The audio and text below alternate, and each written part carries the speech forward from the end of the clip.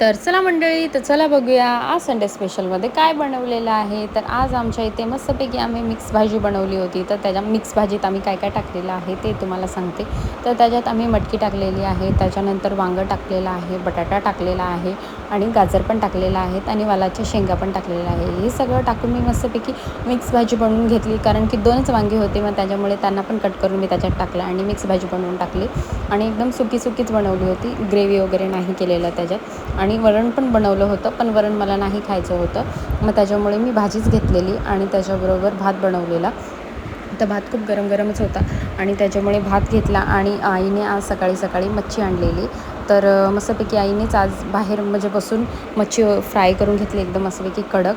आणि त्याच्याबरोबर ज्वारीची भाकरी पण बनवली होती, पण ज्वारीची भाकरी मी काही घेतली नाही प्लेटमध्ये. आणि मच्छी एकदम खूप छान कडक केलेली आईने. तर या मंडळी, तुम्ही पण खायला. तर तुम्हाला आजचं जेवण कसं वाटलं?